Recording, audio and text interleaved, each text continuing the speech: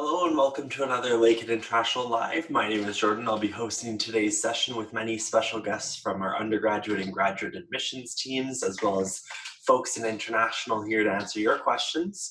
On today's Wednesday Weekly, of course, we'll be chatting about admissions-related questions, application-related questions, but of course, as always, we're happy to answer Lakehead University-related questions in general. We do have our international recruitment officer here, Patrick, today to answer questions like that, and of course, I'm always happy to answer as many as I can as well. For those of you who haven't been able to join us this week or are looking forward to some of our upcoming sessions, I'll chat briefly about those.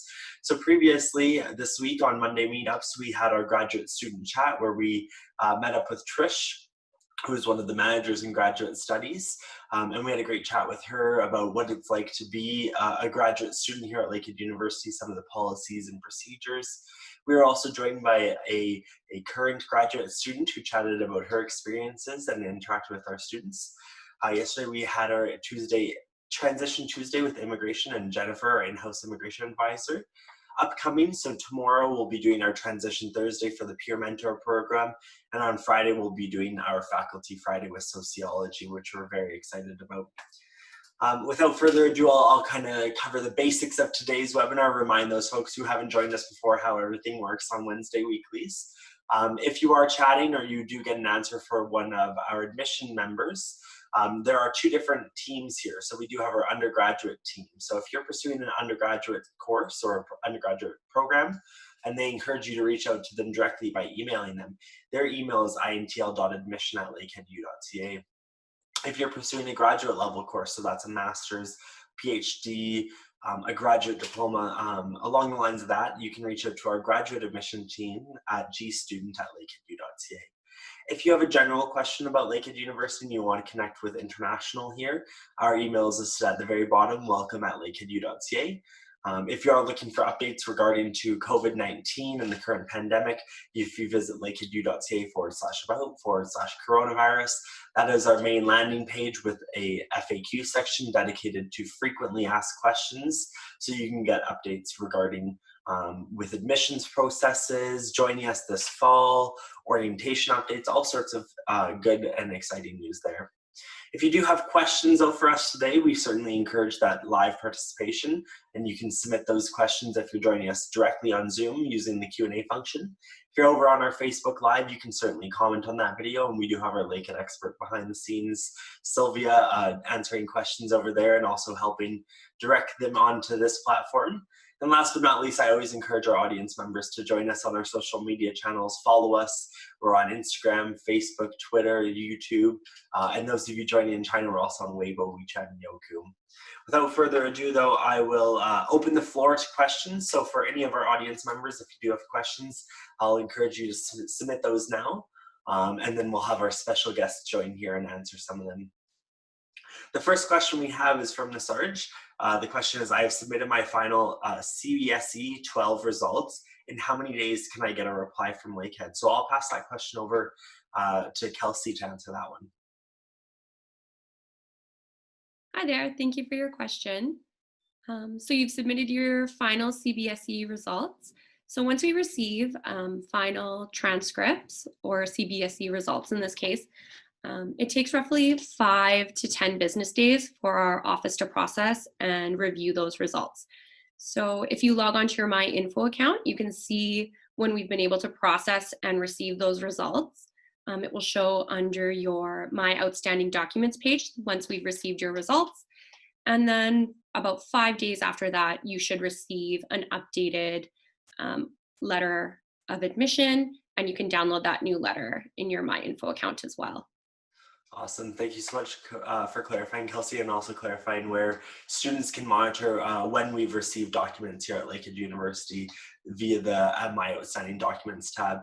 Also, to remind our audience members, when we do chat about business days, Lakehead University does operate Monday through Friday for 8:30 a.m. to 4:30 p.m. Eastern Daylight Time, so the time here that we are in Ontario and Thunder Bay and Aurelia at least, so that is the typical business time frame. So for example, if we do receive your results today, like Kelsey mentioned, it's typically 5 to 10 business days after that we will review those results and give you an updated admissions or potentially an updated letter.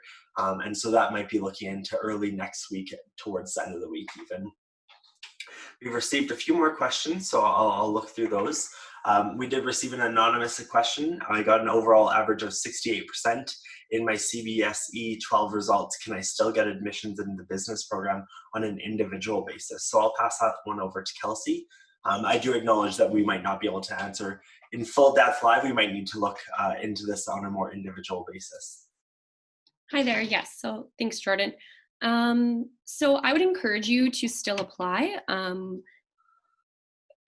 As Jordan mentioned, it's hard for us to determine how that will transfer into our Canadian credentials and Canadian average. So I would encourage you to apply to the HBCom program and submit those CBSE results, and then we will be able to have a better idea and understanding of if you will meet those admissions conditions.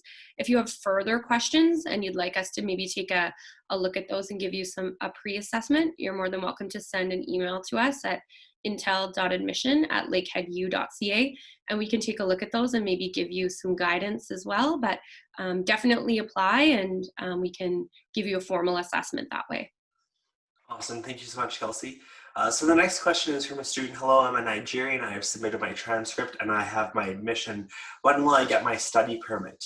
Or when will I have my study permit? So unfortunately, I cannot give you that information. Of course, that's done vis-a-vis the federal government and Canadian Immigration Services, so IRCC. They assess all of our students that are potentially joining us here in the upcoming months. They assess them for the study permit applications. So I would not be able to speak on a time frame. I do know that if you visit their website, they do have links to the current processing times for their different locations, and they typically do it by country. So for example, you said that you're coming from Nigeria. If you go onto their processing times, and you can filter out to see the current length of time it does take to receive a study permit in Nigeria.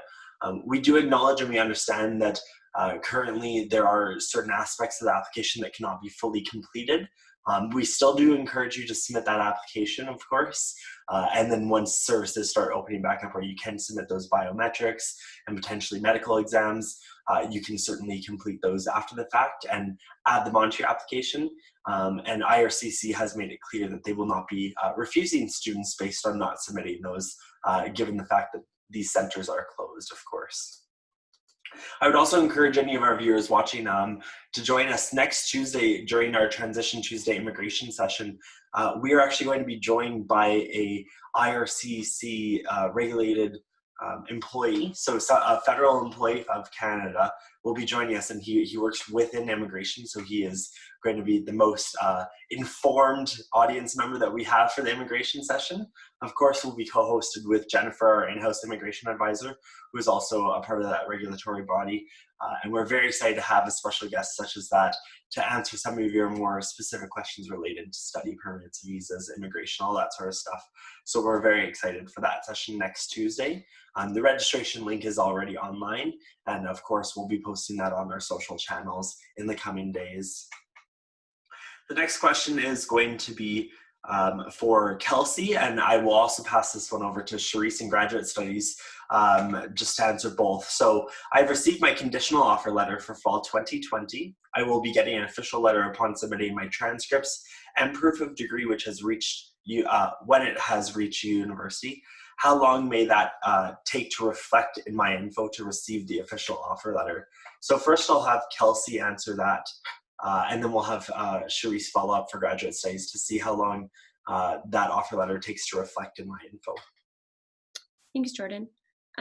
So once your documents are received by the university, you will be able to see that in your MyInfo account. So you can log on there and click under View My Outstanding Documents, and you'll be able to see when your final official transcript and proof of degree has been received by the university. And then once we receive that, as I mentioned before, roughly 5 business days after we receive it, we're able to process that, and you will have an updated letter in your MyInfo account. And if there's anything else outstanding, you'll be able to see what other documents we're still missing. And you can contact us through email as well at intel.admissions if you are unable to see that we've received that and your institution has said that they've sent it. Hi there, thank you for the question. And I'm not sure if you're an undergraduate or a graduate applicant. If you are a graduate applicant, our process is a little bit different. We are just moving to the online system now, and so it's likely that your offer was sent by email by the administrative clerk in our office. If you have submitted official documents, we are picking those up once a week through our mail system, and then it usually takes a couple of days to process those. So what will happen is once we upload the documents, you would be notified by email overnight stating that there's been an update to your application. At that time, if you do need an unconditional offer letter, then you would just email gstudent@lakeheadu.ca and we would provide that to you. Awesome. And the next question, I believe, is going to be best suited for Sharice in graduate studies. Some of my professors have personal email addresses and are not official. Can I submit them for my references? So yes, you can. The ideal is that it would come from their work institutional email address. We understand that sometimes that is not possible for various reasons. And so if the best you can do is a personal email, then it's the program who's going to be reviewing that and determining if that's going to be acceptable. If it's not, they would let you know. Thank you for clarifying. And the next question is related to course registration. Is there any last date for course registration in a Master's of Arts in English? So course registration for undergraduate students is open and has been open for a couple weeks. Sharice, if you wouldn't mind correcting me, I believe that course registration for graduate level students does open either today or will be opening in the next few business days. Is that correct?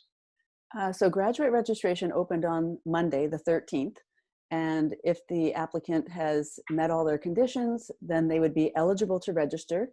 And the last day to register is, some date in September, but if you're an international student, then you should definitely be registered as soon as possible because you're going to need to have access to those courses online for the first day of classes. For sure, and that's a good point to make, that of course to any of our students, if there's any reason that you're delaying a registration process but you are eligible to register, we certainly encourage you to connect with our academic advisors or any of one of our international advisors, and we can kind of work through that process and help you determine what the next steps are. But like Sharice mentioned, that the final registration date is towards the end of September. So you will be eligible to add classes on up until that point, provided that there is still seats in that class. But given the fact that, of course, at the beginning of September when we start courses, there is a certain aspect of we don't want you to fall too far behind. And that's why we do close registration after the first few weeks. For more clarity, you can certainly visit our website, lakeheadu.ca. And then if you click the students tab, there's an academic calendar there. Maybe I'll have one of my colleagues behind the scenes send you a direct message if you wanted to communicate with us in the chat. Who you are, so I know it was submitted anonymously. We can certainly post the academic calendar and the important dates there. So the next question, I'll have both undergraduate and graduate answer this one. We'll start with Kelsey. How do students submit official documents as the lockdown is going on and borders are closed? So maybe you could speak to whether we're accepting hard copy documents and or what we're accepting for digital documents as official. Thanks, Jordan.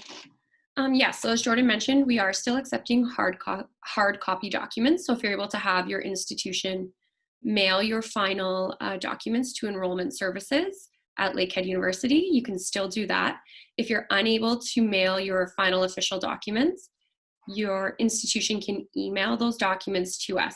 So we are accepting electronic documents sent by your institution at this time. They can email those documents to docs.admission@lakeheadu.ca.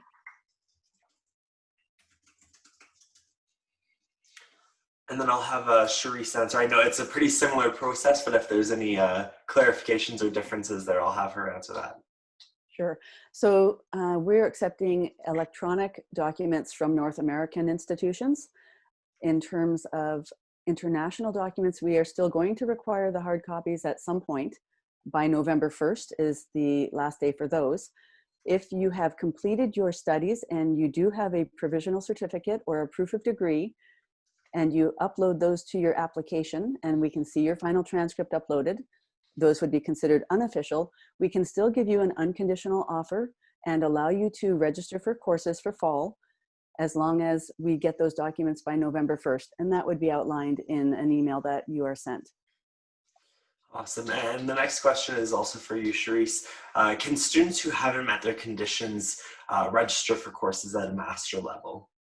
Yes. So again, if the condition is only on official documents, then yes, you can email us.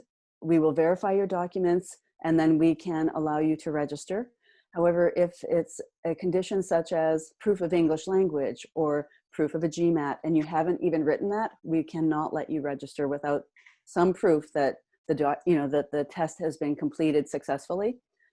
If we're just waiting on the official, then that's a reason we would allow you to register. Awesome. And then the next question is, when do applications open for winter intake? So I'll have either Kelsey or Charisse correct me if I'm wrong, but typically they will open in this month of July for the winter intake. To my knowledge, they have not opened yet. There might be a slight delay in there for winter applications. And then for fall 2021, we typically see that application open at the end of September or beginning of October, but I'll leave the room open there for corrections if I am wrong. So for graduate studies, there are a few behind the scenes processes that have to happen before we can open the winter application. And right now, the person who does that job is very busy with unconditional offers and trying to get our fall students able to register and everything sorted out with, the first intake that's coming for September. So winter is going to be a little bit pushed back. Typically, yes, it would be open sometime this month. It may not happen until sometime in August. So just keep watching for that. We'll be having these weekly Wednesdays. So of course, as soon as it is open, we will let you know. And then for fall 2021, that usually will open sometime in November, generally after November 1st. So can I add one more thing to the graduate one? Sometimes we have opened the application early, say in October, and that is mostly for our business administration applicants because those offers will go out early. All the other programs typically wait until after February 1st to make decisions. And so what we found is that when people apply, say in late September or October, they don't have a decision by February 1st, they get frustrated because they feel like, I've had my application in the system for 5 months. Why don't I have a decision? So we don't want you to be frustrated. We want you to know that most programs won't review applications until after February 1st. And for undergraduate winter applications, we are actually accepting undergraduate winter applications now. So that is open on our website. You can apply on our undergraduate application on the admissions page. All applications for winter 2021 are open, so please feel free to apply anytime. Awesome. Thank you so much to both of you for clarifying.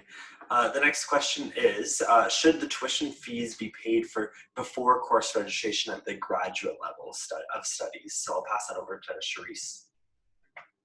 So the way billing works for, I believe, undergraduate and graduate, but I'll only speak to the graduate, is once you register, then within 24 hours, the system is updated and you will be able to see the fees that you owe. And so there are two issues here. One, if you say you register now, then you're going to be able to see your invoice on your MyInfo account within, it's an overnight process. However, fees typically aren't due until August 15th. And so, if you register today, you technically would have until August 15th to pay.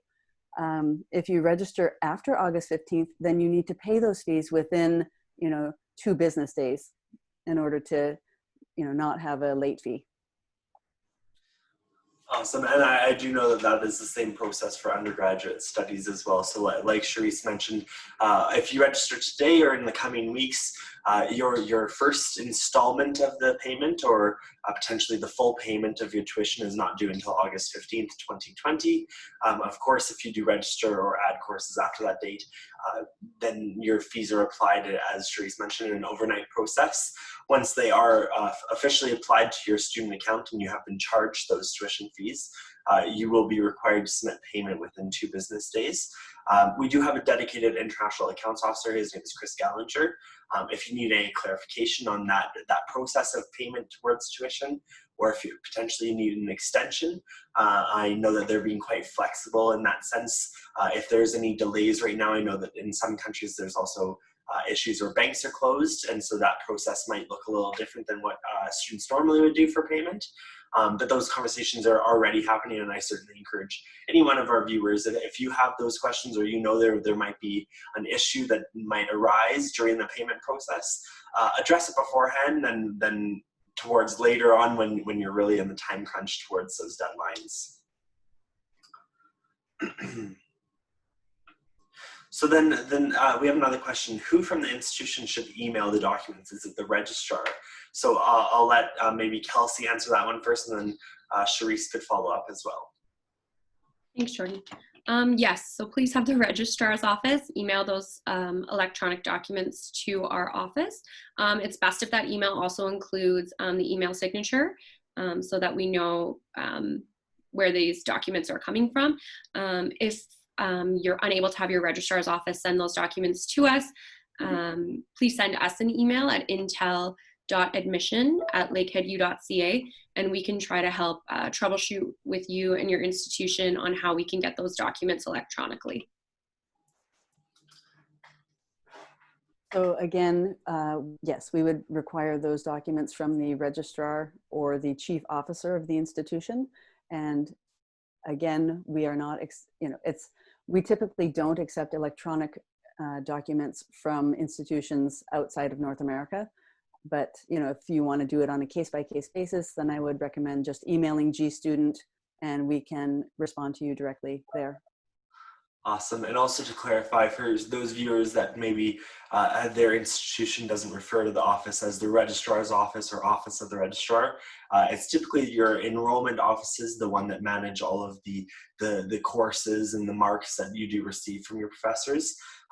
As mentioned though by both of our officers here today, that if your registrar's office does not send those, they are not the keepers of the grades in a sense. We ask that then you work with us on an individual basis, whether you're pursuing undergraduate or graduate level. Connect directly with us and we'd be happy to clarify and look into whether we can accept those marks as official, depending on where they come from. Of course, we do acknowledge they need to come from an official institution email account. Alrighty, so we have another question. This one will be for Kelsey. Hi, I will complete my 12th grade next year. Is there any harm if I pursue my undergraduate in the winter intake of winter 2022? So I'll let you speak to maybe the application process going into winter and if there's any differences in that admission requirements. Thanks, Jordan. Thanks for the question. So it sounds like to me you may be hoping to take a gap year or a gap semester after graduating from high school. That is definitely something that you can do. We accept applications from students. You aren't required to apply immediately after high school. We do accept students who have taken gap years. But if you do decide to join us for winter intake, some of the programs that we offer are unfortunately not available to start in the winter term. Fall is our traditional start term, so all of our programs generally begin in the fall. So depending on what program you're interested in, you may not be able to start that program until the following fall. What I would recommend is that you take a look at our winter application that's on our website now, and that would be a good indicator of what programs we do offer for winter intake. And if the program that you're interested in is available for winter intake, then that would definitely be something that you could consider. If it's not available for winter intake, you may want to consider applying for our September or fall intake. Awesome. Thank you so much, Kelsey. So the next question is going to be for Charisse in graduate studies. I acknowledge that this question may not be able, we may not be able to answer it without receiving an official application, but it is a mechanical engineering background. I have 2 years of experience in the IT field. Now I'm planning to pursue graduate studies, more specifically a Master's of Science in Computer Science with a specialization in AI, which is something that our computer science program does have, and it's quite popular, I know that. Can you please tell me if Lakehead is accepting such kind of applicants? Okay, so what I can tell you is that this is our most competitive program. One of the things the program is looking for in an application is there's a supplemental computer science background form that is listed on our website. If you look at that, you're going to see courses listed. And what the program is looking for is that the applicant has at least 8 out of 10 of those core courses. And so, you know, if you have one, then it's pretty unlikely that you would be admitted.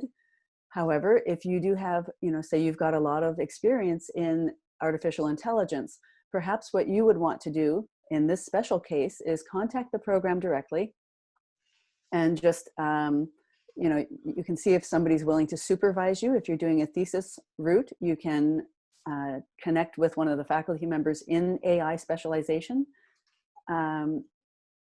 And that could be a way that they might consider you ahead of time. So that is that's a slim chance, because as you can imagine, with over 1,000 applicants, these faculty members are going to be getting a lot of emails. And so the best way to get an answer is to actually apply and then to have the complete application available for them to review. If you do have references who can speak to your ability to do graduate level work and your experience in AI, that could also be helpful. But please take a look at our computer science website, look at the computer science background form, and see if you have those courses. If you've got 8 out of 10, then you're probably a good candidate. And the next couple questions I have are also for Charisse. The first one is, when will winter 2021 course registration begin for those who have deferred their Masters of Science in Computer Science offers?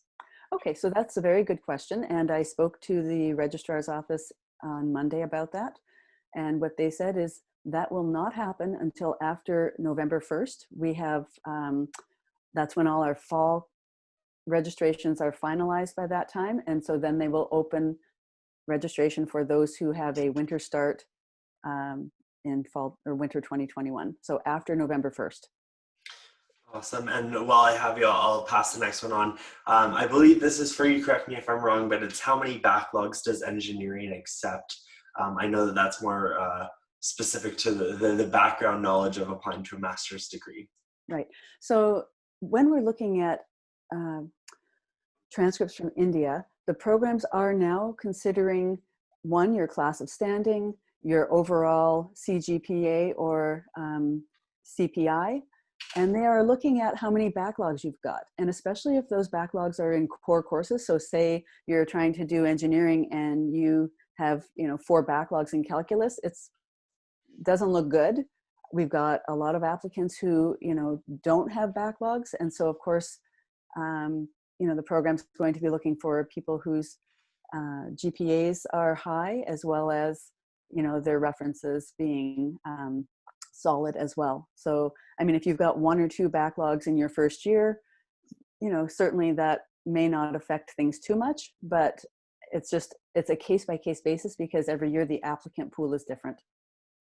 For sure. And as you mentioned, something to echo there is that as a part of our admissions process, our committees are looking for top candidates and applicants that have the most potential within our program. But also to reiterate, is each year there's a new applicant pool, and then we take the the top of that candidate pool for that year. So I certainly encourage for all of our students that might have that slight concern if they have a backlog or two, to still submit an application and certainly work through the processes of applying. And then we'll explore that further once we cross that bridge in a sense. So the next question I do have is for, oh, sorry, Charisse, I saw you have your hand there, so I'll pass it over to you there. So I just wanted to add to what you were just saying, Jordan. If you are an applicant and maybe you're not quite sure about what's your GPA or what your credentials are equivalent to, you can always get a WES evaluation, and WES can do, it's wes.org, and they will do an evaluation of your credentials. They can do a course-by-course analysis, and when we receive those, it will tell us your degree is equivalent to a 4-year degree, your GPA is equivalent to, such and such on a North American scale. And so, that might give you some peace of mind knowing that, yes, my credentials actually are equivalent to, the B average or whatever it is. So, I might suggest if you wish to do that, you can do that. There is a cost to that.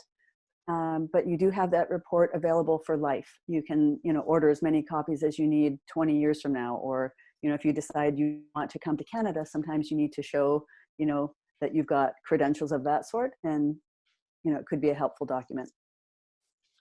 Awesome. And the next question I have is for Kelsey. It's a student who acknowledges that on our website, we do state that applicants below our entrance averages can still get admissions on an individual basis, and they would just like some clarification on that statement. So I'll pass it over to Kelsey to clarify for undergraduate studies. Sure. Thanks, Jordan. So what I would say is I would encourage you to apply. As Charisse mentioned, we do transfer international credentials and grades to their Canadian equivalents. So there is a possibility that your grades may be higher than you think that they are with our Canadian equivalencies. And additional to that, on a case-by-case basis, for some programs, we can accept students. In certain programs, we do offer academic support services. So in some cases, it is possible.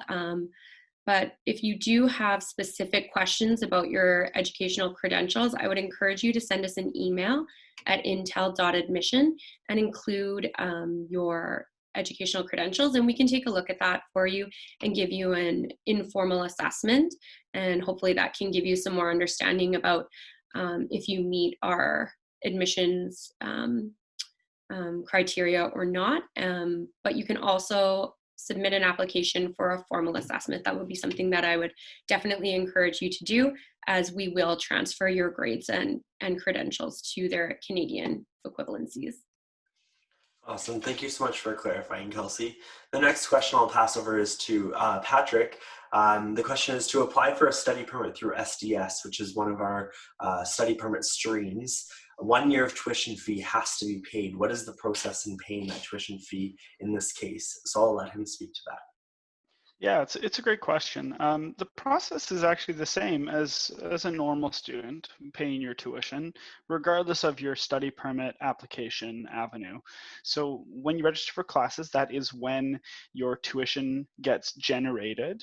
If you are unable to register, but you still want to apply for your permit, I would encourage you to reach out to our accounts officer, who can provide you a very accurate estimation of how much your tuition would be. There is some fluctuation, especially for undergraduate students, because a lot of tuition is based off of courses and which specific classes you register for, and the lab components or seminar components that go with them. But yeah, reach out to Chris. I'll put his email in the chat, and I'm sure he'll be able to provide you the accurate information. Awesome. And while I have you, Patrick, I'll let you answer. There's a question, what is the criteria for the business skills development program? And I know that we might have to connect them with someone else, but I'll pass it over to you. Yeah, so the business skills development program is assessed by the Faculty of Business, the team of people who assess for the MBA. Charisse might be able to add a little bit more, but we'll leave the connection to the Faculty of Business, as not everyone who gets an offer for the MBA will be given an offer for the Business Skills Development Program. Right, so that's one of the crucial pieces of information right there, is you have to apply to the MBA program. If you get an offer of admission, then you may be eligible to apply for that business skills program, and that is up to the Faculty of Business Administration, their selection committee for that program. So once you got an offer to the MBA program, you would then connect with Colin Kuchera from that department, and he would set you up with the application if it's something they will consider. Awesome. Well, thank you both for clarifying that. The next question we have is related to immigration. So it says IRCC has changed rules, so beginning online, it won't affect postgraduate work permits if I get a study permit. So for clarification, we do acknowledge that IRCC recently updated some of their policies, outlining some of their study permits and immigration for students joining us here in Canada, but will be in an online mode. We will be, as Lakehead, as an institution, will be coming out with further communication on what our recommendations are on this in the coming days and weeks. So I encourage everyone who's an applicant to monitor both their personal email as well as their Lakehead email. I would be remiss if I didn't say that. We always encourage that your Lakehead email is your go-to resource for updates out of the institution, as well as out of your program chairs, your faculty members, any one of our admissions team members as well. So certainly keep monitoring those accounts. And as I mentioned, with those new updated guidelines from IRCC, we will be coming out with our recommendations and our announcements as an institution in the coming days and weeks. And then if you do need any more clarification, as I mentioned previously on today's webinar, next Tuesday during our Transition Tuesday immigration session, we'll be joined by an IRCC staff member, so a staff member of the Canadian federal government, and he'll be answering questions related to all sorts of things within immigration. And so we're very excited to have him as a special guest. He's committed the entire hour and potentially more than the hour to spend with us, so we're very excited for that. The next question is related to co-op and specific to graduate studies. So it is, if I start in the winter semester, when will I be eligible to do co-op work? Can I do co-op in the winter or fall semester? And so I'll pass it over to Charisse to clarify maybe the timelines for co-ops. I know it's different for every program, but on a general sense. Yes, and I really don't have too much to do with the co-op program. What I do know is that generally you have to attend your first semester, and then there'll be a process through your own program on how you apply to do a co-op. So I would say that if you're interested in doing that, you may want to connect directly with the program and just ask them about their timelines, because obviously things are going to be changing a little bit. Sure, and thank you for clarifying. So that was the last question that we have open right now. We still technically could be online for another 15 minutes. So if you do have any more questions for us and you're joining us on Zoom, you can certainly submit those now via the Q&A function. If you're over on Facebook Live, you can comment on that video, and our Lakehead expert Sylvia is behind the scenes answering those questions now. If you're watching this as a recording, whether it be on our Facebook Live recording or our YouTube channel, when we upload this video after the fact, you can comment on that video and we will receive the notification, and our team will be happy to get an answer in a timely manner to you.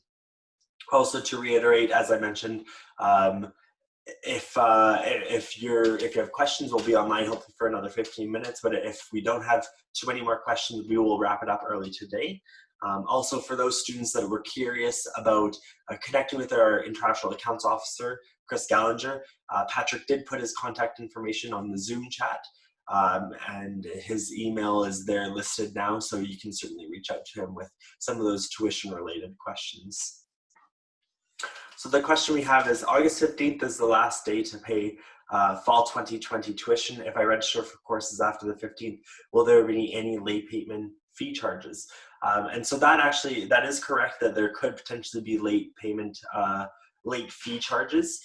Those only apply though for students that miss that deadline. So for example, if you've already registered for courses or you plan on registering prior to August 15th, your deadline will still be August 15th to make that tuition payment.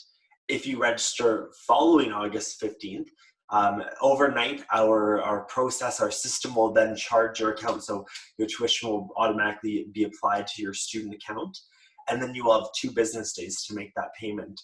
If you need clarification on what you anticipate that fee is going to be, so if you visit lakeheadu.ca/tuition, you can get a rough idea of exactly what you can anticipate that fee will be, so you can prepare for that and have it ready.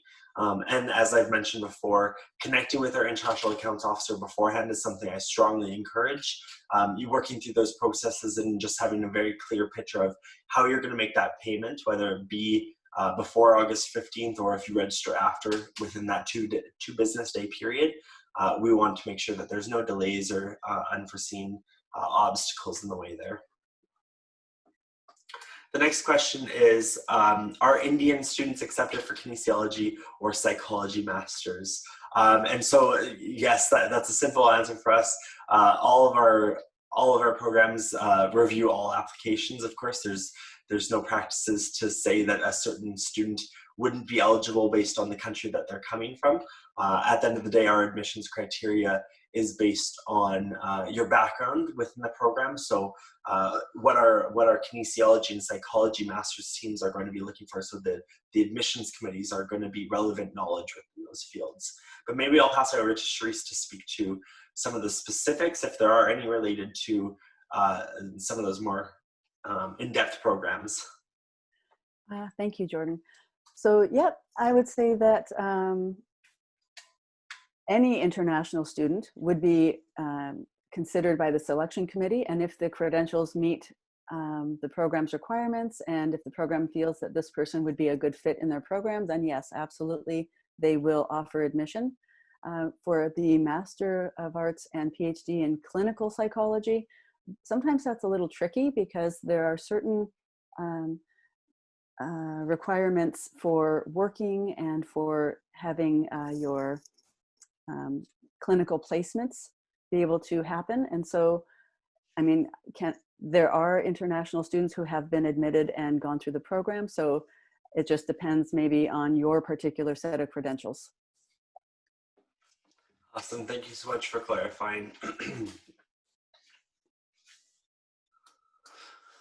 So I did notice somebody resubmitted the question with regards to the late fee payment. So to clarify, for students that are currently registering or will be registering prior to the first payment deadline of August 15th, 2020, you will have up until that date to submit your payment towards tuition. So whether it's the full payment, or if it's the first installment, or for the first payment of the first semester, there's different routes, or there's different amounts that you do have to pay based on the program you're pursuing and what you intend on doing. And of course, that also connects directly with your visa application. If, for example, you're applying for SDS, you do need to pay the full year in advance. But if you do register for courses after the 15th, your tuition will be applied onto your student account typically within 1 business day, so it's an overnight process. And then following that, so once the payment has been applied to your account, so once the tuition is on your student account, that is when there is a 2 business day period where you will have to make that payment. Otherwise, then our accounts office may potentially put a late fee charge on there, or a late payment charge onto your account. If you do need clarification, once again, though, I certainly encourage you to connect with our International Accounts Officer, Chris Gallinger. His email is listed in the Zoom Q&A chat. If you're joining us on Facebook Live, or if you want to find his full contact information, you can certainly find that on Lakehead University's faculty and staff directory by searching his name.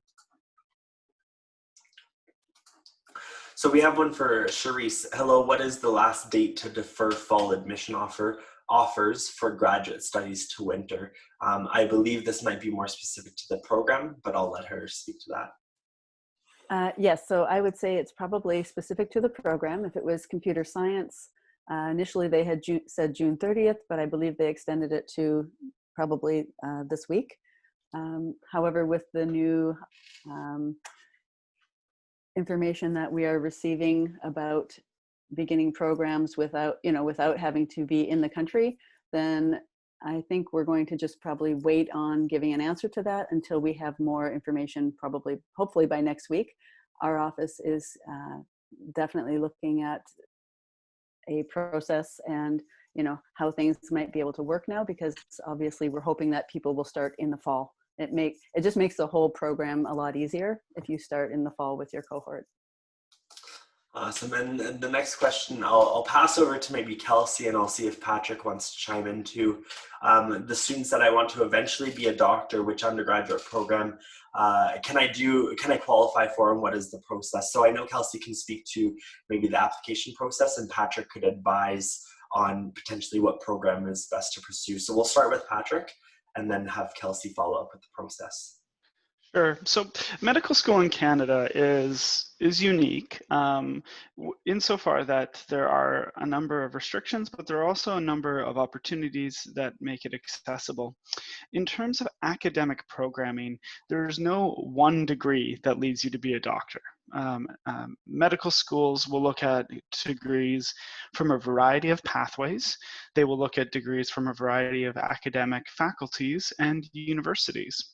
What I always advise students to do is to consider the following two things. Firstly, I want you to think about what degrees will give you background knowledge to prepare you to be successful if you are successfully applying to med school. So generally these are science degrees, programs like biology, chemistry, kinesiology come to mind. Because many medical schools require you to have high academics and have to write the MCAT test. The other thing I say in terms of the high academics is you should also pick a program that you are going to be successful at. Medical school is very competitive to get into, and so you want to pick a program that you will be academically successful at. So it's about finding that balance. Now, in terms of medical school, I always let students know that medical school in Canada is very, very, very competitive, and it's not a guarantee. So it's always a good plan to have a backup plan when you're thinking about your degree selection. In terms of applying to an undergraduate program, perhaps at Lakehead, perhaps I'll let Kelsey just talk about the general process. Sure, thanks, Patrick. From an admissions standpoint, one thing I would mention as well, just to add to what Patrick said, is I would encourage you to look at the admissions criteria for the medical school that you're interested in. Generally, that will be posted on their admissions page on their website. So I would encourage you to go there and sort of do a backwards approach, taking a look at what school you're interested in applying to, and then ensuring that you meet those criteria and qualifications in your undergraduate degree. So once you've done that, that might help guide you with some knowledge on what program you might want to apply for at the undergraduate level. And with regards to applying, you can apply on our undergraduate application on our website. As Patrick mentioned, perhaps some of the science programs might interest you. Most of those are open for winter intake as well as fall intake. I would just encourage you to take a look at those admissions criteria for the med school you're interested in going to, and then choosing your undergraduate program here at Lakehead based on that criteria. Awesome. Thank you both for answering that with great depth. I did want to echo something, and also I have a little piece to add here as well. Of course, we're doing the backwards process of looking into the medical school that you might be interested in pursuing down the road is really important, in seeing what their admission requirements are or what criteria they range from. So then from there, looking at programs that you might be interested in looking at within Lakehead to pursue that undergraduate level to start off. We're seeing more and more that medical schools also are taking into consideration a more diverse program range. Of course, historically they've directly taken from the science fields as with the background knowledge, but we're also seeing many students being admitted from a very diverse range of programs. And a part of that application is not directly related only to the academia world. It's actually really related to also volunteer aspects and your participation and knowledge within the community, and how you might be able to make an impact within the medical profession in general. So the application to a medical school is not solely based on academia. There's a lot of processes to that, as well as volunteerism and getting involved, which is, there's ample opportunity here at Lakehead University to get involved and be connected with different professors and research projects, but also different community organizations where you can get volunteer hours and really great experience that's going to reflect nicely on a medical school application.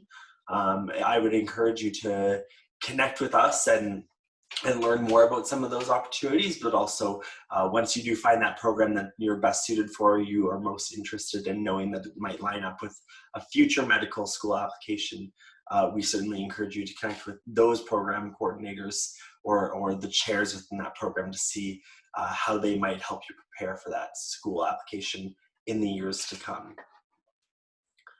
The next question I have is for Charisse. I would like to know if there's any age limit to apply for a grad program. Nope, as long as you have a four-year undergraduate, or sorry, four-year honors degree, then you would be considered admissible. So four-year honors degree. Awesome, thank you so much.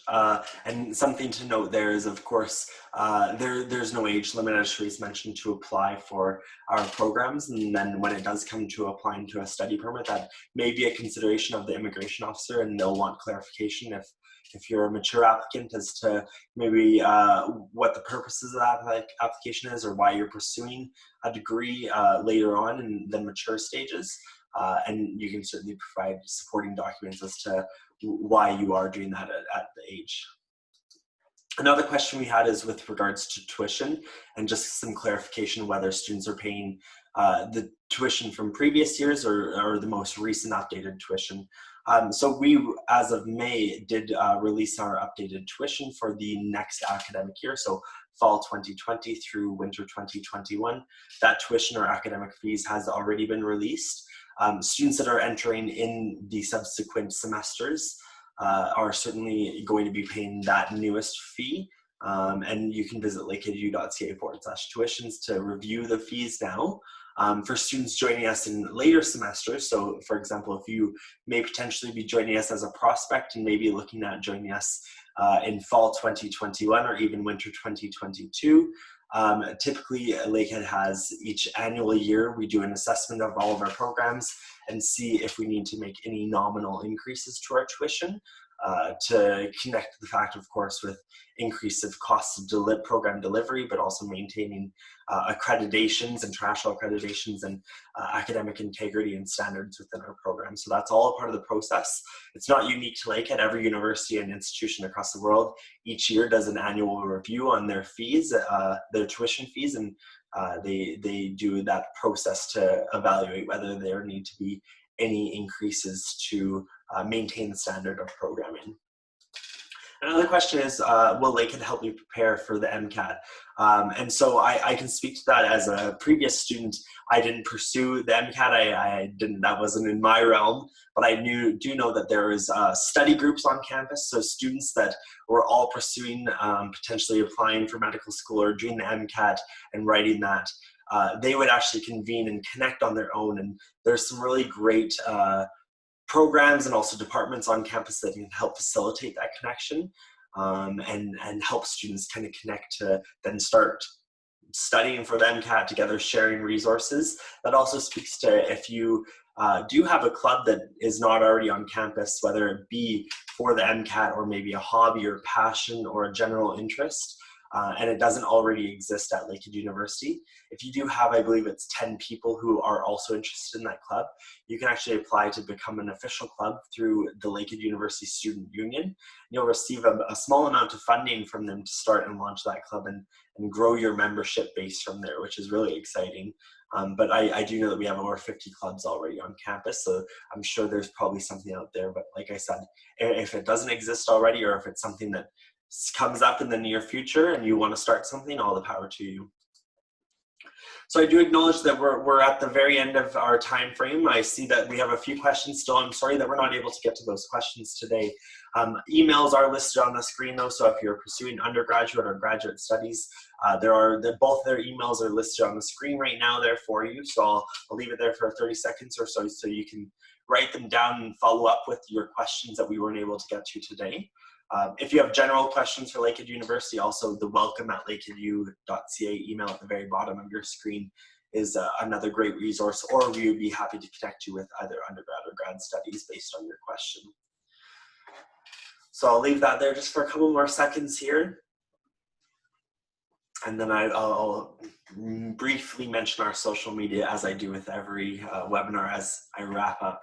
So we are, as I've mentioned previously, on Facebook, Instagram, Twitter, and YouTube. If you head over to our Facebook channel or our Facebook page, there is a group there for the incoming class of 2020 where current students that will be joining us either this fall or potentially later on have already started communicating, connecting with future classmates, potential roommates, friends and family that they maybe have back home even.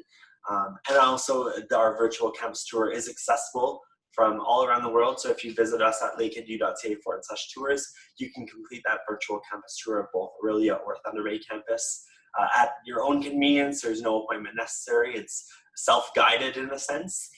So you can also do it at your own pace. If you have to start today and wrap up tomorrow, that's totally fine with us. We always encourage you to check out our campuses though and see the beautiful nature that surrounds them, and also the buildings that you'll be studying one day, because we know that once you see our campuses and how amazing they are, I think you'll be sold on Lakehead University.